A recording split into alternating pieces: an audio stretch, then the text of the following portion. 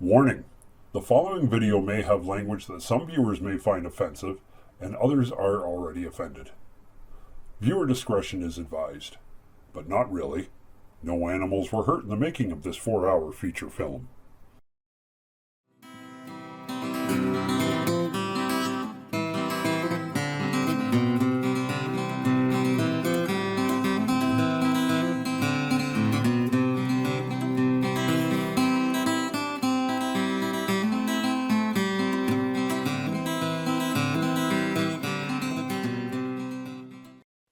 Hey everybody, thank you for joining me here on the Full Monty Video Podcast. As you know, we shoot right here in St. Thomas, Ontario, and we're broadcasted on Rogers TV, YouTube, and Facebook.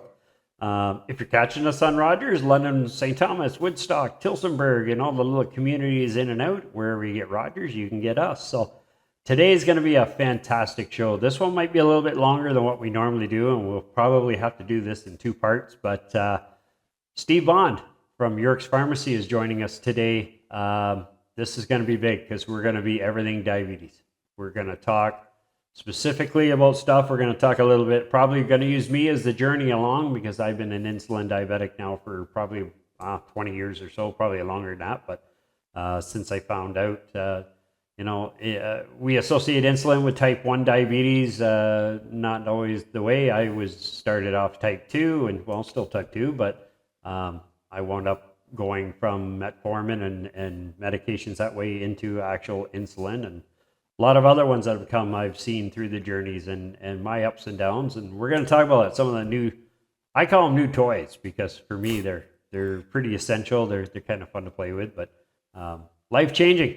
So we're going to get into it. So Steve, thanks. Tony, thanks for having me. Thank you. You and I have talked about this for a while, and I'm so glad I finally got to go on the show. I am so thrilled to have you because you know what? This is such a serious topic.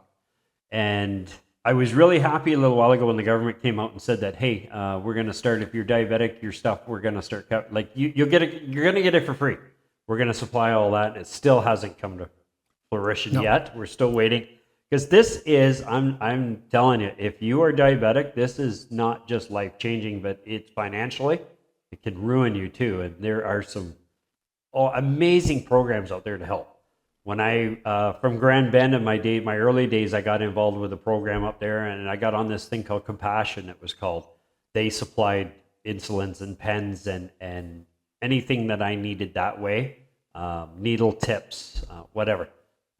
They were given to me, and it was all through. I think that was more of a drug company, how they give out like sample packs and stuff, but it's kind of that way. There was a drug at the time, not the Forxiga. It was another one that I was on, and it was kind of I was on test ones anyway that person would bring in. So, do you find that, Steve, today financially it's very tough for these people? So is it through their doctor, or can you help specific people get on programs like to help them? Exactly. So a lot of, as you say, a lot of companies do have programs. Okay. Fortunately, the Ontario government covers majority of medications that are covered or that are required for diabetes. So people living with diabetes, if they have coverage, if they're senior, if they're covered by Ontario Works, ODSP, those medications are fully covered. Okay. Including some of the newer insulins. There are a couple things that still are not covered yet. Okay. Particularly, there's a new insulin called a Weekly, which is a once weekly insulin. Has not been covered yet by the government, but it's a matter of time. Okay. Majority of other treatments, particularly those that are very beneficial, we find that are covered. The other thing is we also utilize our local diabetes education center. We have a great, in this community, I cannot say enough good things about the resources, about the primary care network that we have.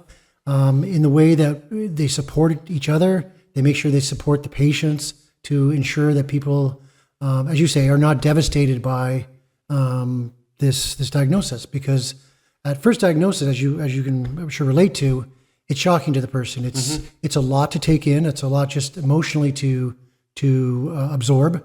But then when you throw in the financial implications, it can be very, very difficult. There's a lot of other aspects that come along with it too. So you're not only talking about, dealing with finding out about the disease. I showed a lot of signs like pre-diabetic that my doctor said, we got to keep an eye on this. It's something my dad was diabetic, so I kind of grew up with that. He was the old school where he actually had to take the finger prick thing and manually put, like, they didn't have the pens that you could poke at that time, right? He was on, I think it was Humalog insulin back then, of the bottle, and you had to get the air out. And I remember, all that. Yeah, back in those days, it would have been regular Toronto insulin. Yes. Which, of course, discovered at the University of Toronto. That's why. Was that where they got the name? Okay, Yeah. I've had that when I've not responded to my insulin and I've gone like super high. I've gone to Emerge here and I have Toronto. Yeah. They give me a shot of that, So- and then I so wait a little bit. The big difference between things like Humalog and rapid insulins is that they're a much faster onset, whereas the older insulins that your dad would have been on and would have been a true insulin, basically identical to human insulin, but it's very slow onset. Okay. So it can take, up to 30 minutes to an hour to see the effect of it, as opposed to the newer type insulins, which can kick in as short as 15 minutes. Wow. Well, so I remember him, how he found out he was diabetic, wound up on insulin, was we were actually driving to Toronto Airport. This is back in the 70s. And all of a sudden, he couldn't read road signs anymore. Just instantly, his eyes went. And he was able to get to where we needed to go and get back home, but then he found out it was insulin. I remember he had an orange and he had to practice giving a needle and all that stuff. I've always told people, I don't know, like I take, some days I could take 6 needles a day. Depends if I'm eating a lot, then I'm taking the Nova Rapid. I have my Traceba I take the Ozempic. We're going to get into that one a little bit too, about how frustrating it is when we went through that shortage. People like me that needed that insulin, I couldn't get it, because now there was no more of that market. People were buying it basically over the counter or other places, I think causing shortage, weight loss. So there was a huge market over there, and maybe that's where it was all going. I don't know, but it was tough at that time. Yeah, it was definitely a complicated issue. Definitely a supply and demand issue. The biggest problem was from the manufacturer was getting the plastic pens that they make. Okay. So apparently that was one of the bigger concerns. So they weren't actually getting the plastics. So it was the actual pens to Okay. deliver the device. So Okay. and of course it created a lot of unique problems for us. Yeah. Some cases, compounding pharmacies could make Ozempic. Pharmacy that we use out of Toronto would make it in little syringes. But now the supply has definitely improved. Novo Nordisk has, I think, cleared that hurdle. Now we're looking actually in the near future of generic. Yeah, and I was just going to say, we're going to talk about that coming up here shortly, but there are some other options that are going to be opening up. So let's go back just a little bit. So I want to know, what inspired you to focus on diabetes education? So you became you went through your journey and you became a certified diabetes educator. Okay, you started as a pharmacist first. Yeah, and I still am a pharmacist. Yeah, I think that... I think you're one of our well-known pharmacists here, well, Steve. I appreciate that. Yes. Looking at diabetes, I mean, it's definitely something that is, they call it it's a wave. It's not something that is, a condition that is going to be going away. It's not something that we have, conquered. Mm-hmm. We have made some incredible advancements over probably the last 10 or 15 years as far as managing diabetes, but we haven't still been able to limit it or reduce the incidence of it. We still know that, going forward as populations age, we've got this inverted triangle of folks, particularly baby boomers, that are getting to that age now where, the risk for diabetes goes up as we get older. Mm-hmm. We know that it's not going away. If anything, it's going to get worse and worse. So, for me, it looked like, from talking to patients, it felt like there was a need to help people manage it. I know that we have limited resources, so it definitely helps when the more people that understand the condition and that can help people work and manage it, the better off our community will be. Right. I did have, actually, and I just, because I was scrambling to try and find my questions that I had for you, and I actually went on this Canadian site for up-to-date stats on where we're sitting right now, population, all that kind of stuff. And of course, now I don't have it. So I know it is quite high, and it talks about how much growth that we're going to have in there. What do you find then, Steve? What are you running into? What's one of the biggest misconceptions that you find people have about diabetes? Well, I think it all depends on the person. I mean, especially with new diabetics, there's a lot of questions about where do we start? How do I manage it? Is it, can it be managed? And quite frankly, in many cases, with proper care, with, medication, diet, exercise, because, as a pharmacist, we focus on medications, but as I strongly tell everyone, it's really a small piece of the puzzle. It's one part of trying to manage anything. And that is true for diabetes. It's true for, high blood pressure, for many conditions. We have a responsibility to also look at what kind of lifestyle changes can we make. That's a big one right there. You said lifestyle. Yeah. Right. It is a lifestyle changing. Yeah. But as I tell people, it doesn't have to be, that I have no life left. I have absolutely patients tell me that, No. oh, now that I'm diabetic, I can't eat anything. And I say, no. I still eat the bad stuff. Yeah. I do. And I stay away from saying things like, this is bad or that is bad. Yeah. What I tell people is,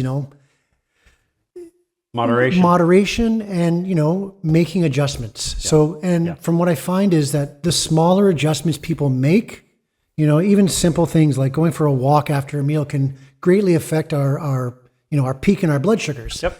It doesn't have to be, a marathon you're running. No. It can literally be you and your spouse go out for a little walk. You take the dog with you. You're out for 15 to 20 minutes.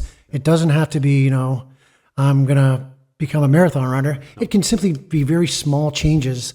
And those small changes, when we add them all together, can have a huge, huge impact on our care and how we manage the disease. Absolutely. So I was taught this a long time ago, and I was told, so if I'm very active at work day to day, that's my regular routine. I need to do something a little bit above and beyond that. So it may be that 20-minute or 15-minute walk afterwards. Maybe, get on the exercise bike and put on my, when I got a favorite TV program is half an hour. So pedal through that, while you're doing that. Something, because your body does adjust to its regular routine. So Absolutely. If you are quite active walking around, say you walk 2 miles in your job every day, that's your body will be accustomed to that. So now to do burning more than what you need to, or get those glucose down, you got to get a little more than that. So now you do the little extra. People always do get under the misconception of, well, I'm so busy at work and I am so active. I pick up a lot of weights. I'm doing nothing. Yeah, but you know what? Your body sets to that, and now you have to go something different for it to get it to kick in, right? And I strongly tell people, if you could do 30 minutes a day, 5 days of the week, 150 minutes of cardiovascular exercise plus a little bit of resistance in there, overall your health is going to improve dramatically. Yeah. Yeah. And that doesn't have to be, like I say, running. It can be something you enjoy. Yeah. Like you say, a lot of people will have stationary bikes, very popular now. Yeah. Throw on a TV show that you want to watch and just kind of pedal along to it. Yeah. You don't have to go super fast. You don't have to go super hard, just getting the motion, but get the heart rate going, get the muscles going. And I get a lot of the same thing. Yeah, I just don't have time. Yeah. Well, I know. I get it. We're all pretty busy, right? But I know my whole journey through this has been that way. So when I found out, I showed signs before, we kept an eye, eventually it showed itself. I had it. I realized when I was driving truck at the time where I literally was having a heart attack out on Oneida when they found out my sugars were so high they couldn't even read them. When the ambulance came, got me, went to the hospital. The lab work came back, it was like 47 or something was my sugar at that time. They were like, okay, we got to get you on insulin right away, and that's how my journey started. Then I found out that none of the insulins were working. They came back and they were like, okay, so there is a slight percentage of people, so I'm insulin resistant. So no matter what I was taking, my body just wasn't using it. So I literally had to overdose on insulin so that my body would say, okay, I'll use a little bit, right? Sure. And then I went from these really high ones, my sugars, and then just fall. No reason. Then I go through spurts, and this is still happening after 20 years. I'll have 2 months of, I'm not on an insulin. Everything seems to be my body. For me, as type 2, so my pancreas is still making insulin, but my body won't use it. Correct. And that's what, now all of a sudden things kick in, and my doctor's like, I have no idea why this is happening. I'm no longer, my readings are like 5.6 and no insulin. I'm eating like a pig like I normally am. And then all of a sudden I get this real, like a headache may start. I get the sweats. I'll get the super dry mouth. And I'm like, uh-oh. And I test and it'll say, you're 22 and the arrow's straight up. And it's like, okay, I'm back to insulin again. Why it kicks in like that, I don't know. So as a diabetes educator, and I've run into some of these people that are like that. So why is the body doing that? Is there some kind of reason, like it works, then stops? Yeah. So, I mean, generally speaking, managing blood glucose is not just simply insulin. Yeah. There's a lot of factors that go into it, including things like adrenaline, effects of cortisol. So we think about our body as kind of being, diabetes is either a lack of insulin or resistance to insulin. But in fact, there's a lot of other hormones that go into that calculation. Okay. So and we definitely know, for example, when people get, really stressed, it's very interesting. One of the things I do when things like these new toys you talk about come out. So new sensors and that come out. I'll often wear one for a couple of weeks just to test it out because. Yeah, and that's funny. And you're not diabetic. I'm not diabetic. I will wear it simply just to. But we talked last week or whatever, and you had a sensor on. Yep, that's so cool though. You're actually trying. It's hard to tell someone to hey that they're easy to use and they're not not a real problem to wear if I'm not willing to do it myself. I think somebody's got to walk the walk and talk the talk. So one of the things I've noticed though is when I'm stressed. I will eat the same lunch 2 days in a row, eat the exact same lunch. Okay. The one day I had a spike in my blood sugars. And of course, it's because I was extremely stressed at work. Yeah. My cortisol levels were off the scale by that time because it was a very busy morning, a lot of problems, a lot of things happened.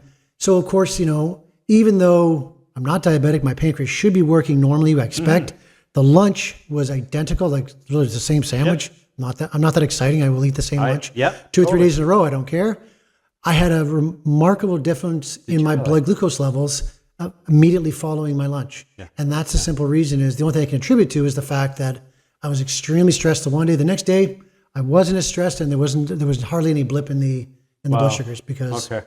Now I have seen that too. So I've talked to a lot of people on my journey and stuff and some people that have the same kind of things that I'm going through. But okay, so we know blood glucose, things to do, not to do, whatever. The insulins aren't the only treatments. The medications aren't the only treatments. There's also a lot of other things like depression is a huge thing. There's anger and stuff, resentment. I went through all that at one point. I've had quite a few times through my journey where I've even thrown up my hands and said, you know what? I'm so sick of this shit. I'm not doing it anymore. I'm not taking insulin. I'm done with this. No matter what I'm taking, I'm either this way or I crash down here. I feel terrible. I'm done. Well, then you think later, you kind of calm down. You think, well, if I don't take it, the alternative is not going to be very nice. What's going to happen, right? So now we're into, and there's the heart attacks, the strokes, the eye problems that can happen. There's a whole gamut of stuff from liver and kidney and all kinds of things. We look at those as what we call microvascular, macrovascular complications. Small blood vessel, big blood vessels. Okay. And so we know diabetes affects the blood vessels. But I think you hit a really key point there is that, the Canadian Diabetes Guidelines they have a whole chapter on mental health and diabetes. Mm-hmm. Because with many chronic conditions, as you say, initially you go through a whole gamut of emotions. At first, for most people, it's shock. I've had patients come to me and they say, like, I don't know what's going on. Like there's guilt sometimes. Like, did I do something to cause this? Is there something that, and I explain to them, like, it's not anything you've particularly done. Yep. Sometimes as I said, one of the bigger risk factors for diabetes, apart from genetics, is looking at age. Mm-hmm. I know myself as we get older, things like high blood pressure can become more significant, increased cholesterol. There's a lot of things that can greatly be affected as we get older, as our systems start to wear down a little bit. Yeah. So, for a lot of people, you're right, to go through emotions where they are anger about it. Why is this happening to me? I've got a friend that he doesn't watch what he eats and he doesn't exercise and doesn't anything, and he's healthy. Yet I do all these things and here I am a person living with diabetes. Yeah. And unfortunately, it's not always fair, but I think a lot of people, once they get to the stage of acceptance and managing, and of course that's where we try to help out. People can see that they really can manage this fairly well. Yeah, they can. It is work. I'm not going to lie. It is work. It's challenging. It's frustrating. when you feel great, it's awesome. I said I get very frustrated. Stress comes up a lot too when the amount of money that I have to fork out too, and I'm lucky I do have benefits, and it still costs me a lot of money. Yes. I've always said, it always made me so mad that there are certain other people that are facing different things in their lives that were basically given stuff, they're getting stuff supplied to them. We're the fact that we're extremely healthy people too, diabetics. We can contribute to society, no problem, as long as we get the medications we need. Yep. And without this, you die. Basically, if this is untreated, it's not a nice death. No. The stuff that can happen. So it's a very serious topic for sure that is growing. A lot of people don't understand it or the other stuff. And that's why I've always been really open on my journey, because I've gone through, I know the extreme highs in the 20s, 30s. I know what I've been so long at those heights that when I come down into 15 below, my body, if I hit 10, I'll shake like I'm low. Yeah, you're describing what's called a pseudo hypoglycemic reaction. Yeah. And I kind of use the analogy when I tell people about this. I say, imagine if you were an NBA star making $20 million a year, and all of a sudden you retired and you're only making $500,000 a year. Yeah. Well, for most of us, that's a pretty good wage. We'll take that. But when you're that guy that's used to, private jets and everything else, at $500,000, you're thinking, my God, I'm poor. Yeah. Well, your body's the same way. When the body's used to being, 20s and 30s, even though 10 is still a high normal reading, your body's not used to it because of the fact that it's lower than what you've become acclimatized to. But yet the damage that's potentially being done at those higher rates, that could be in there somewhere. I've shown, so is it the kidneys that show the ketones, or is it the liver? Which one is it? Like, they do the urine sample and they measure ketones. So ketones are measured in the urine. Yes. And ketones are a breakdown product of fat. So what happens is when you don't have enough insulin in your system, so normally your body likes to use carbohydrates. Correct. Right, because that's a good fuel source.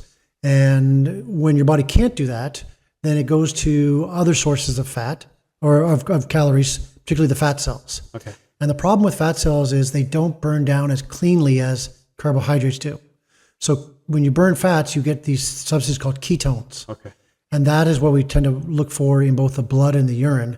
And that's a measurement of kind of the inappropriate use of the body substances. So the higher levels of that, is that more than leading to kidney damage? Is that what it's showing, or is it liver? No, it's more showing that there's ketones in the system, which of course shows that the blood sugars are high, which of course can lead to things like, as you say, microvascular, macrovascular complications. Okay. All right. Although again, one of those complications can be kidney failure, because we know definitely that high levels of blood sugars can cause kidney damage. Yeah. Usually we measure that by looking at two factors. One is called the creatinine clearance, which again is just a measurement of how your kidneys are filtering. Okay. And then another way to do it is called the albumin creatinine ratio.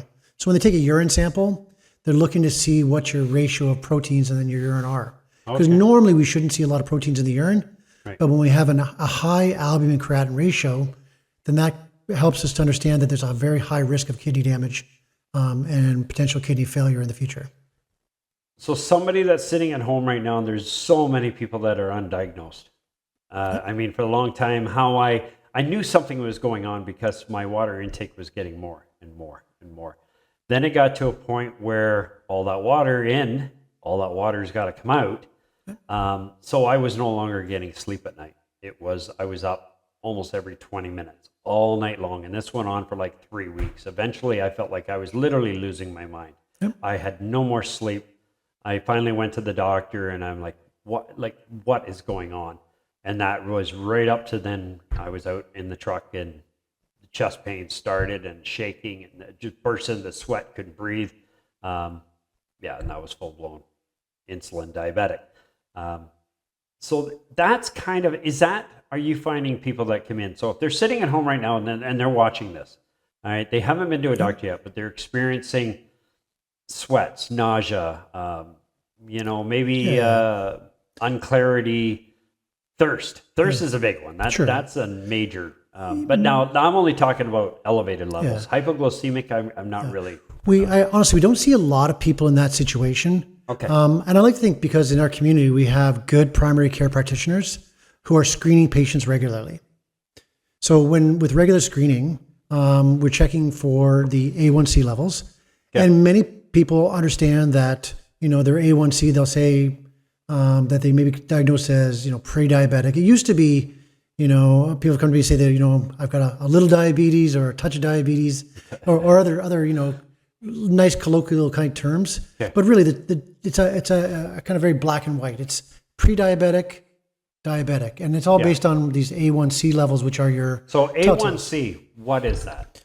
So that's what we call glycated hemoglobin. So basically, how much sugar is attached to the oxygen carrying part of our cells. Okay. And so normally that should be less than 6%.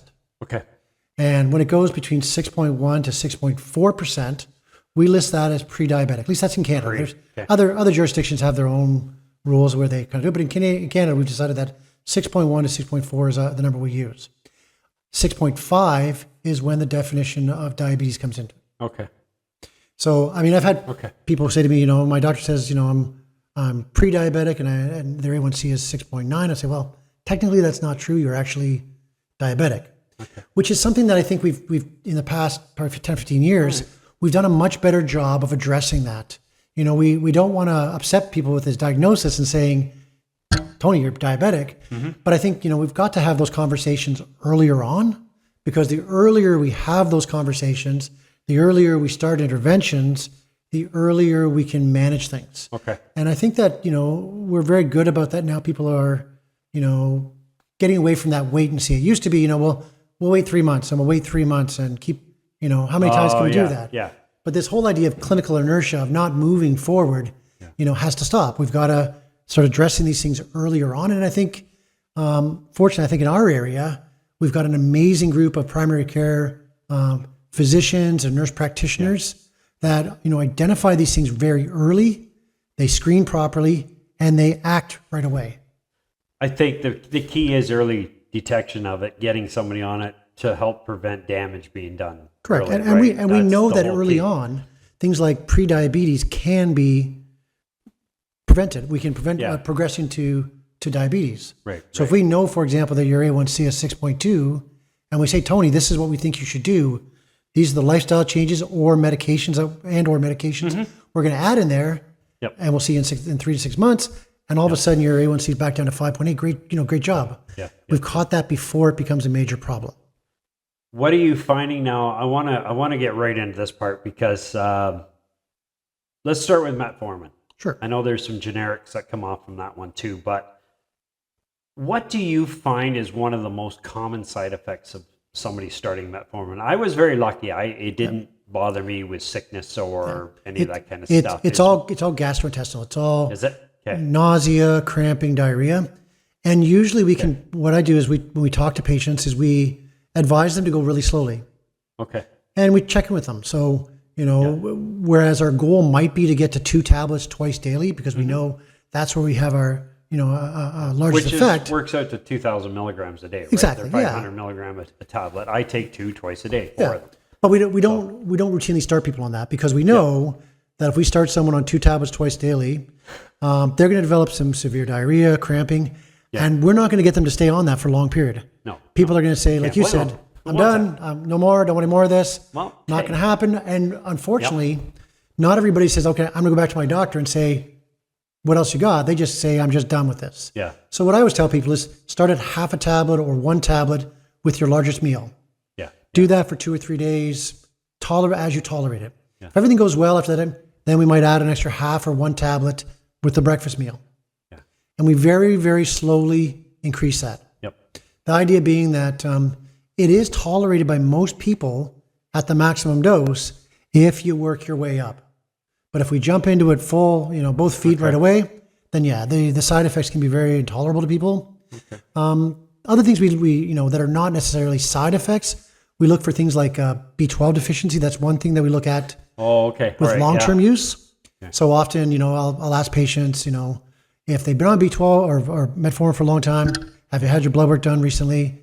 We look at the panel, and if we look for things like elevations of MCVs or low hemoglobin, might indicate that it's a B12 deficiency, because B12 has to get absorbed by something called an intrinsic factor in the stomach. Okay. And maximum dose of metformin can often impair that. So, and it's an easy fix. If that happens, and we look That's a good point. I'll talk to my doctor about that, because I have been on, it's been, I would say, well over 20 years for me on metformin. So but I want to flip this a little bit too. So is there such a thing as a body that becomes accustomed to a certain drug and then just it doesn't work anymore? Like, can you adapt to a certain, so say metformin, I'm on it for so long. Yep. Will it continue to work, or will the body, sometimes you have to switch them up? Well, I think you're confusing the drug not working as opposed to our bodies changing. Okay. So the drug should continue to work. Resistance or antibodies to these drugs don't happen very often. That's what your body becomes resistant to a drug. Okay. However, your body does change. Like I said, 53-year-old me is not the same as 23-year-old me. No, I can assure you. I don't know where that one went, but 23-year-old me could work all night and get up in the morning after an hour's sleep and go play 3 games of soccer and move on. Yeah. 53-year-old me doesn't even think about that because it's just not going to happen. So what often happens is, because again it's a progressive condition, and we know that over time we may have to adjust doses or add on therapy. That's why it's really important to monitor these things. That we don't start someone on metformin and say, okay, you're 50 years old, we're going to put you on metformin, and you're going to be good till you're 90. Yeah. We know that's not realistic. No. People are going to go through plateaus. They're going to have periods where, as you say, the sugars are a little less controlled, and they're back down to normal. Yep. But overall, we'll see kind of an area where glucose control may not be ideal, in which case we have to look at secondary therapies or changing doses. I've learned on my journey right now, I prefer to be a little bit higher in elevation than the hypoglycemic side is scary. Yep. That one is very uncontrollable, which and we talked about this, but I had 2 episodes through this past year where if that happened at night, I would not be here right now. Those ones were kiss Irene goodnight. We're taking you home. Thank God they happened in the day, because after I went through, I got off work. I did a reading on my scanner there. It was 12 point something. Sat in the chair, and I normally don't ever sit down after work because, again, I'm almost 60 now, and I'm going to go have a nap now. So, of course, I sat down, saw probably 5 minutes of TV, and then next thing I woke up. And instantly, as soon as I woke up, I instantly, something's wrong. And I was like just so nauseous. I thought I was just going to start right there, sweating. I grabbed my phone quick and scanned, and I was down to 2.2 or 2.1 and arrow straight down. And I thought, oh my God. So through that, it took me over 45 minutes to come out to see it start coming back up. 2 liters of apple juice, a full tube of glucose tablets, a whole bunch of cookies. I had a regular Coke, can of Coke or root beer or something like that. And 45, 50 minutes later, it started to elevate. I had my other half already on the phone. I said, if this hits 1.7, I said, call 911 because I can't come out of this. And it went 1.8, arrow still straight down. I said, and I was just about to tell her when all of a sudden I saw it, the arrow went sideways and went 1.9. And I thought, oh, maybe it's coming. And then it slowly started. So anyway, through that, I'm figured now it's going to go so high. It's going to come up and I'm just going to see high on the meter, right? So I know I'm over 22. I think it is on the Libre 2. Correct. Anyway, 12 point something it went to. And the doctor, then we talked, and he said, if you ate all of that and drank that and that amount of sugar and you only got to 12, you were checking out. If that one was, and then I had 2 of them. Then we got into that new one. Now I came what's it called? The Basilar? Yes. Or it's the nasal one. The Baqsimi. Okay, that's it. Yes. So it's a glucagon. So as I said, there's a lot of hormones involved. Yeah. And think of glucagon as kind of like the anti-insulin. So it's one of the other hormones produced by your pancreas. It's what raises your blood sugars. Okay. Used to be in an injectable form. Oh, is it? Can't get those anymore. They've been on back order for a very long time. So the Baqsimi is basically a nasal spray, as you say. Okay. And it's a single shot. Yep. Most people who are on insulin should have one in their emergency kit because of the fact that, as you say, those really rare times when it drops extremely low, where you can't eat. I mean, you could become unconscious. Well, yeah, you can. So that can reverse that effect. I thank God I've never been in a position where I've literally blacked out. It's come to the point, and I'll tell you that the diabetic team that I dealt with, and they're like, if we cannot get this under control, they said, you can lose your license. This can be pulled from you. If you start having too many hypoglycemic events and you're getting too low too often, because you don't want that happening when you're driving. No. That's the last thing you want is to black out while going on the highway at 60 mile an hour or whatever. So I told Suzanne about when I got it from you, and we talked about it. So I showed her how to use it in case that I don't wake up or whatever, right? So she can give that. It's kind of like the same thing like the naloxone or whatever. Exactly. Same application, single shot into the nose, gets absorbed rapidly, and quickly reverses the hypoglycemic reaction. Yeah.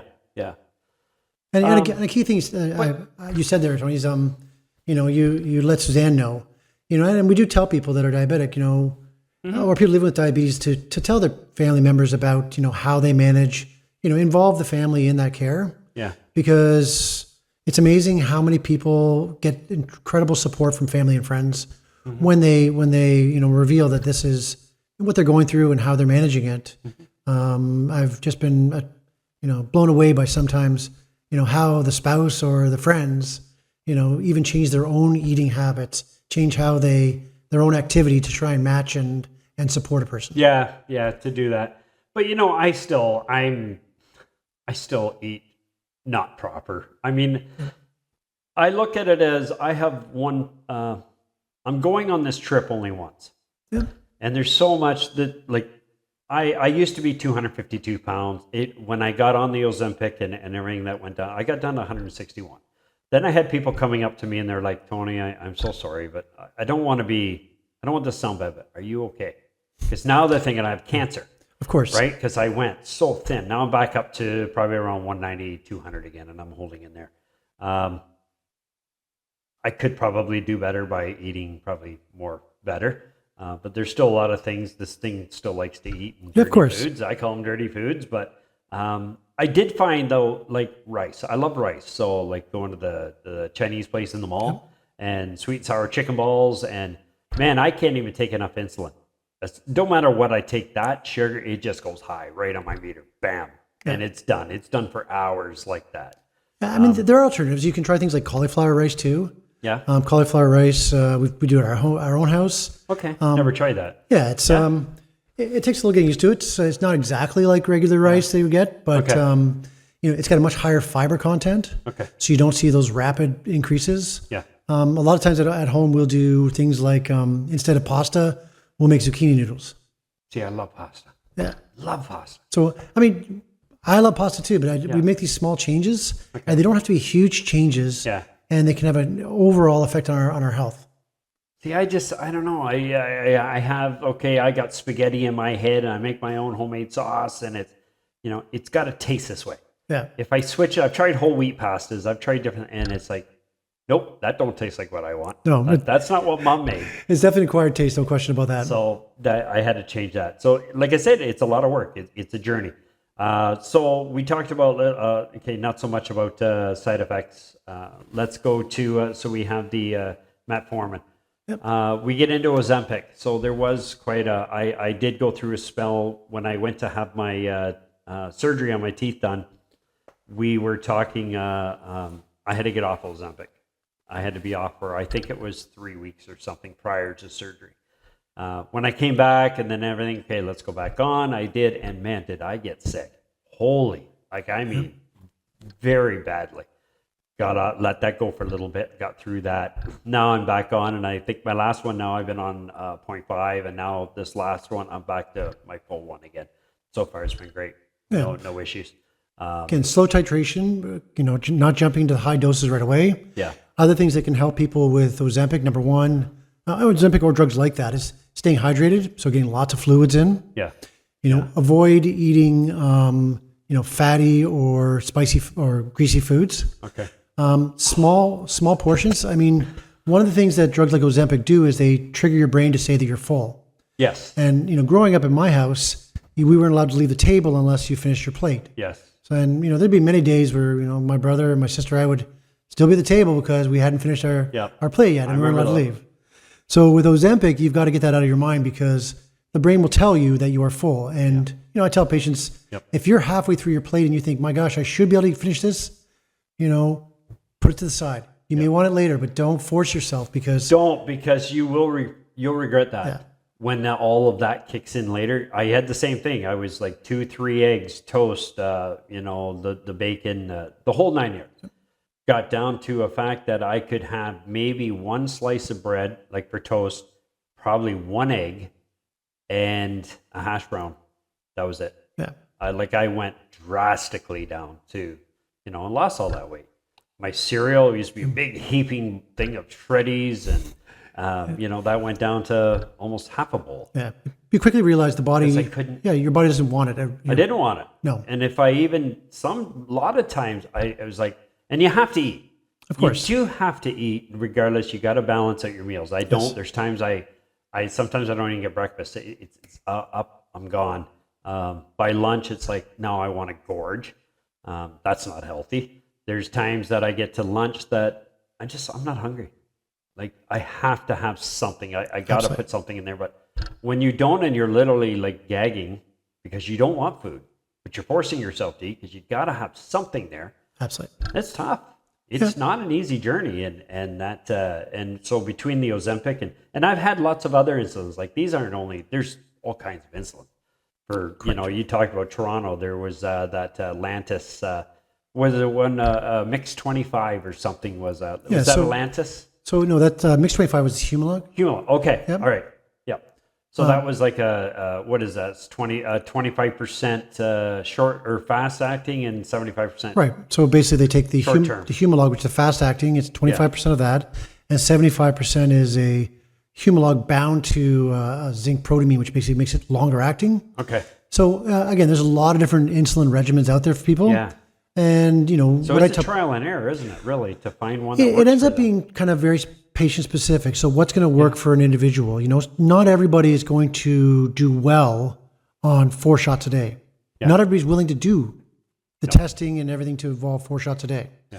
Yeah. For some people, we take a little bit of exception that, maybe the glucose control may not be 100%, but I would say one thing I tell patients is that I never tell them what to do. I ask them what they're willing to do. I'll give them advice. So I'll say, I'd really like you to test this many times a day.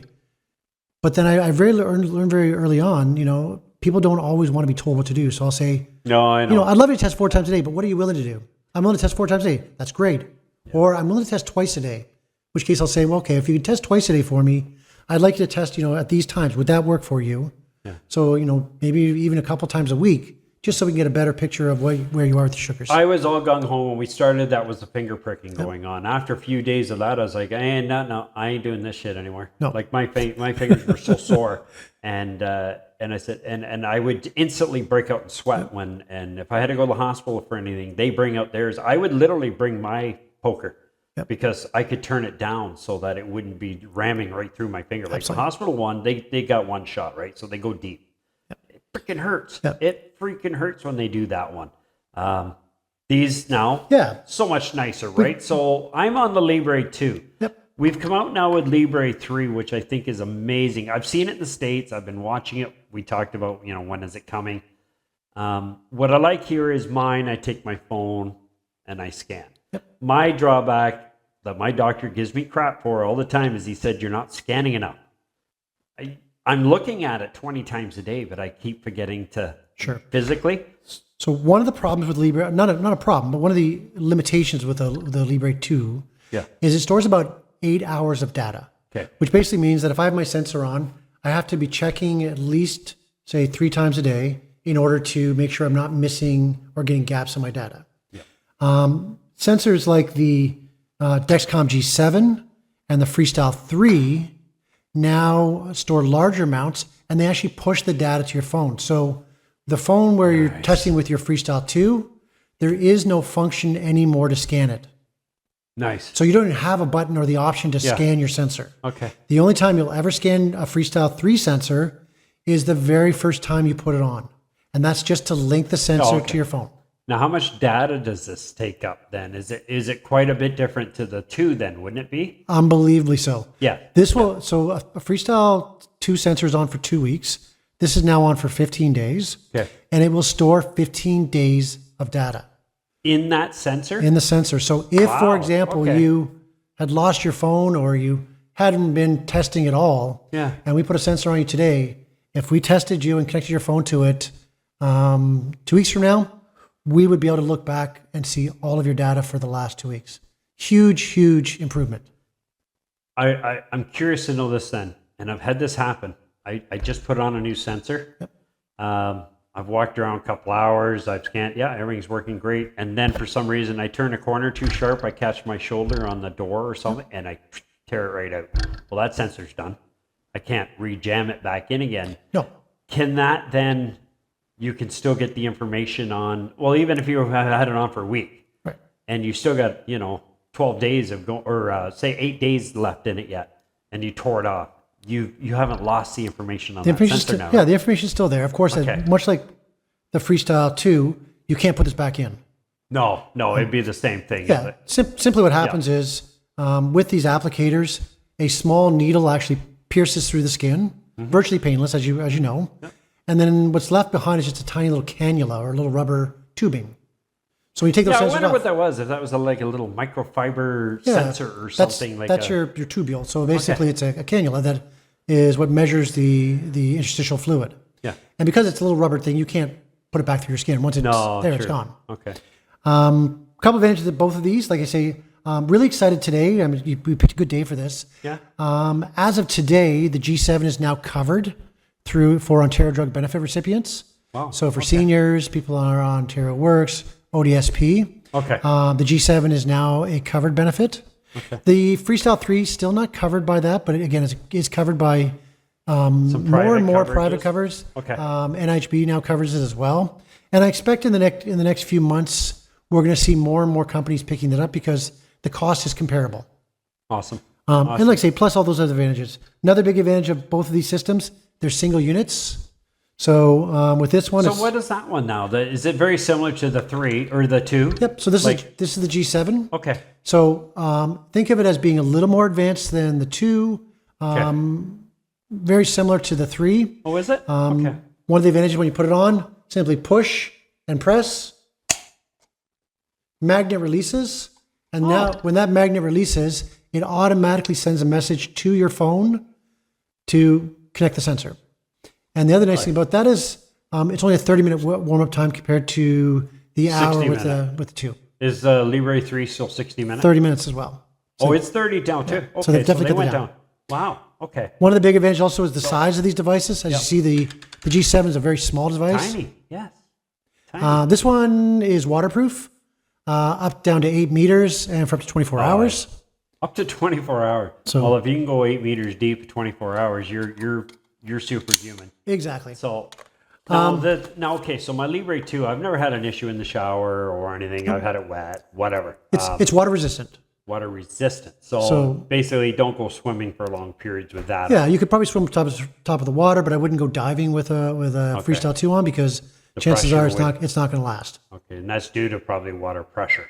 Then would force its way into it. Yeah, I think it's just more the design of the actual sensor itself. Now, So Abbott, I think. So they're still doing the Libre 3, right? Correct. The company. I will say both these companies are great, Dexcom and Freestyle. Yeah. The only difference is Dexcom doesn't mail you a sensor; they email you a card. Oh, okay. And So then- I just come down to you. You go to the pharmacy, Well, that's probably present the even card, easier. present the card to us, and we Quicker. take care of everything, bill it, send it. Here you go. Which one do you like best, though? Like if I'm going to go back to my doctor, so anybody that's diabetic right now has a Libre 2. We got Libre 3, and I was watching this one because it's so cool.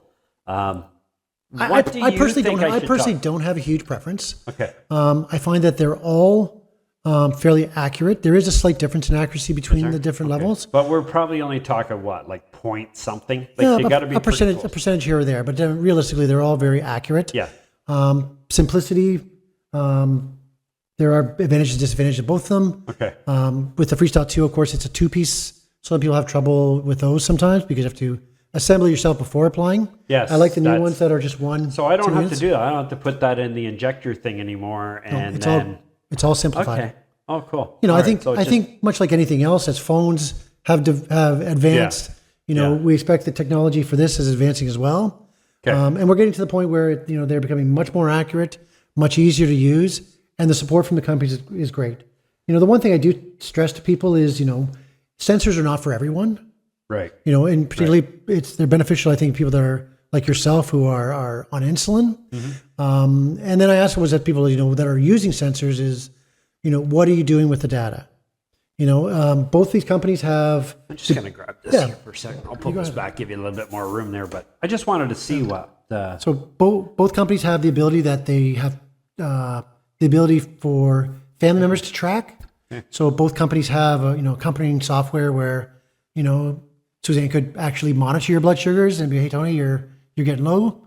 Really beneficial. Say if you're a child who's dealing with an adult parent that has it and you're concerned about their blood sugars. Okay. And both of them have software versions where doctors, pharmacists can actually download the data. Yep. And we get lots of really good information when we do that. I have that with my current physician in Grand Bend because my doctor, I lived there for almost 30 years, so I kept my doctor.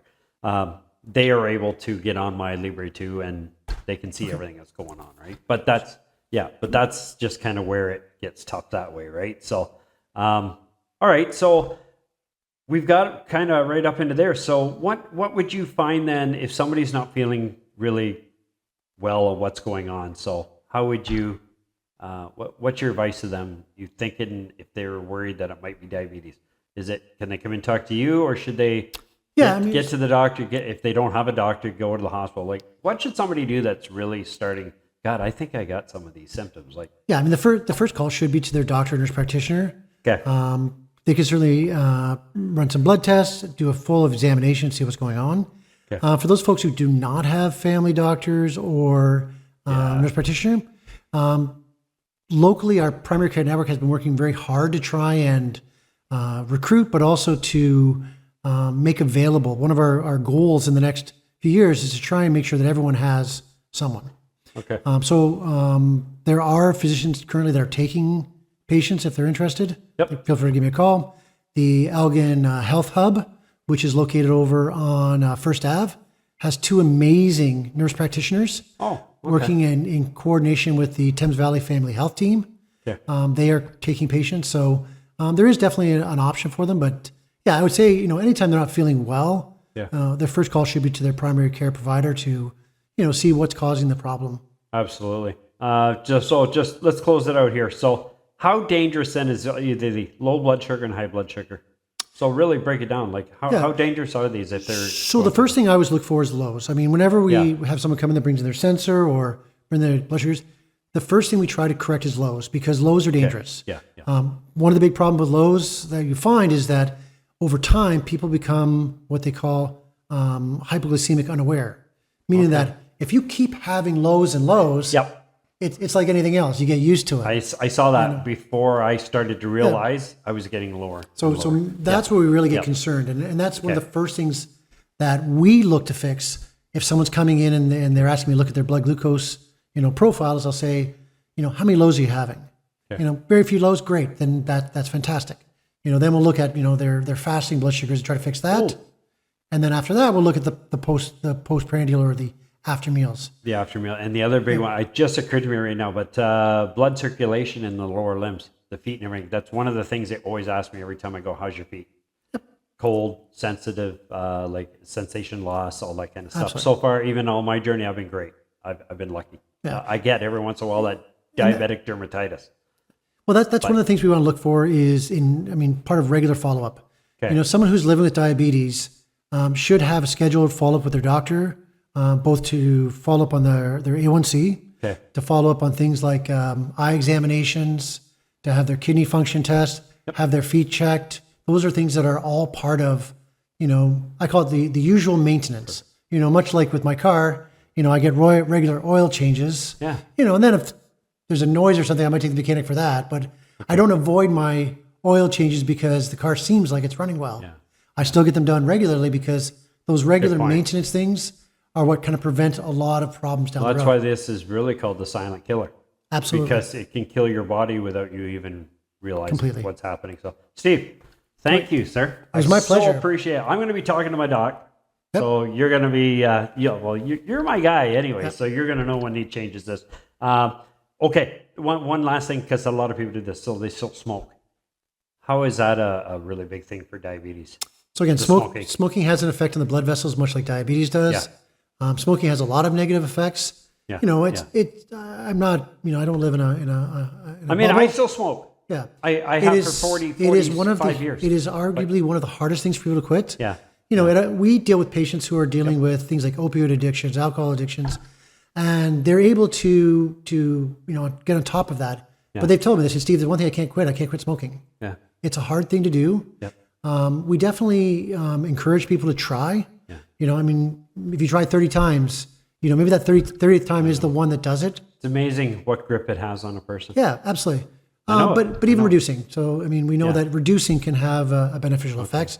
I was telling you that the whole smoking cessation thing could be a completely different episode, and there's another hour of you and I talking. There is another one like that, but I've had doctors and I've seen it, and I've seen pharmacists that say, this guy got to quit smoking. And then yet, what do? They go out behind the building after work and they're out there having a smoke. Yeah. I've seen it. All right. Absolutely. Steve? We encourage people and we support them. Okay. I don't preach to people. I know it's a choice they have to make. It is. And telling someone that they need to do something, to me, is not the right answer, because just because you need to do it doesn't mean you're not going to do it. No, that's right. You got to want to do it, and you got to be committed to do it. And that's it. Again, much like, as you say, live with diabetes, it's hard work.